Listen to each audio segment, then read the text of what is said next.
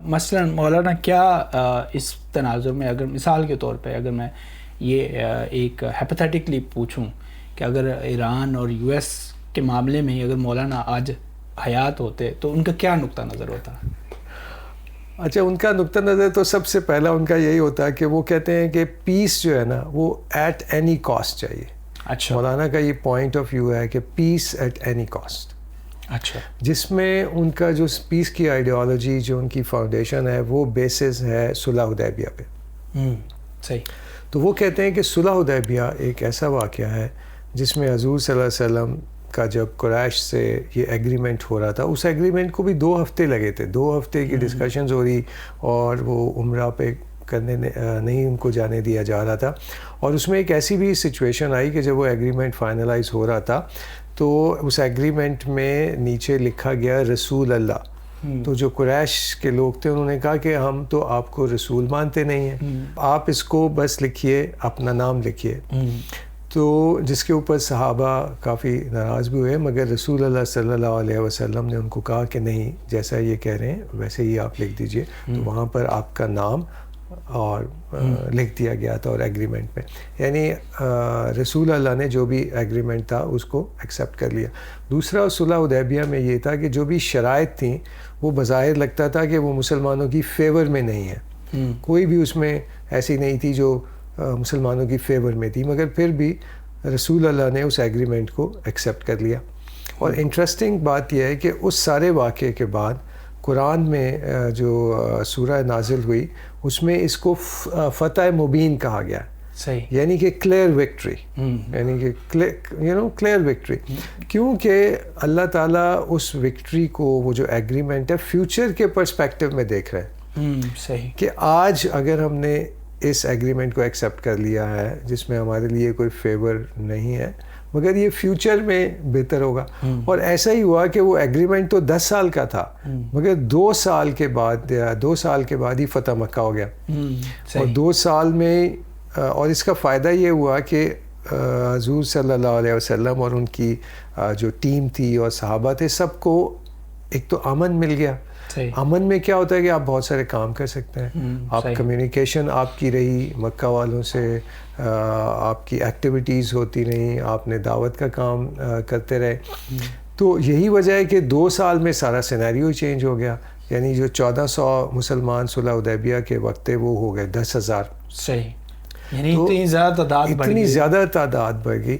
تو مولانا وحید الدین خان صاحب اس کے اوپر ہمیشہ یہ کہتے ہیں کہ امن کے لیے اگر آپ کو ون سائیڈڈ بھی معاہدہ کرنا پڑے تو آپ کر لیجئے.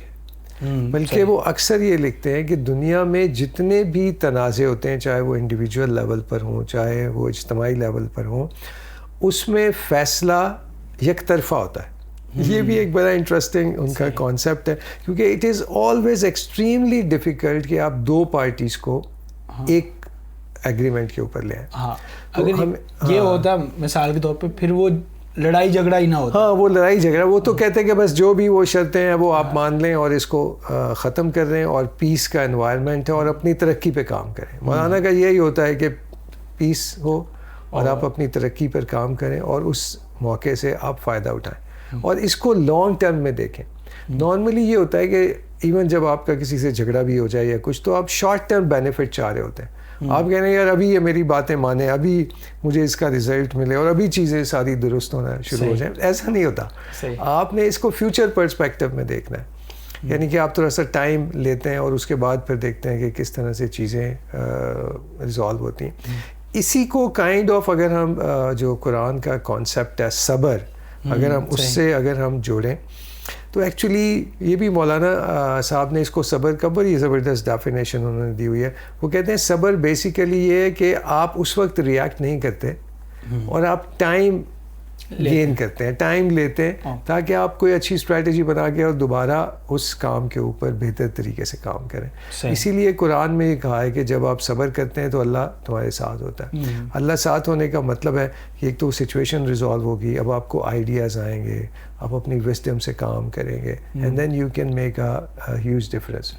تو مولانا وحید الدین خان کا بہت زیادہ اس پہ کام ہے، اور وہ کہتے ہیں کہ قرآن میں قرآن کی اگر آپ گائیڈنس دیکھیں تو وہ یہی کہ اس میں یہی ہے کہ امن ہونا چاہیے, پیس ہونا چاہیے. Peace gives you opportunity to explore new things, اور تاکہ آپ بہت سارے اس میں کام کر سکتے ہیں. اگر پیس ہی نہیں ہے تو کوئی کام نہیں ہوگا. ہاں, لیکن اس میں ایک سوال اور بنتا ہے. مثال کے طور پر اگر مسلمان اس فارمولے کو, مولانا کے اس فارمولے کو اڈاپٹ کر لیتے ہیں, وہ اپنے تئیں پیس جو ہے وہ اختیار کر لیتے ہیں, وہ خود سے کوئی جنگ انیشیٹ نہیں کرتے, لیکن اگر کوئی جنگ ان پہ مسلط کر دی جاتی ہے, ٹھیک ہے, مثال کے طور پہ جیسے ایران والے واقعے میں اگر ہم سپوز کر لیں, ٹرمپ نے بارہا کہا بھی ہے کہ وہ ان کے آئل لینا چاہ رہا ہے, تو اس بیس پہ اگر کوئی جنگ کرے, ہم پہ آ کے مسلط کر دے, تو پھر ہمیں کیا کرنا چاہیے؟ ہاں, اس میں مولانا صاحب نے کلیئرٹی سے لکھا ہے کہ جو اگر آپ کے اوپر جنگ امپوز کر دی جائے تو آپ ڈیفینس میں آپ جنگ کر سکتے ہیں, دفاع میں آپ جنگ کر سکتے ہیں. اور ان کا یہ ہے کہ صرف اسی میں یہ الاؤڈ ہے, اور اس کے علاوہ نہیں ہے.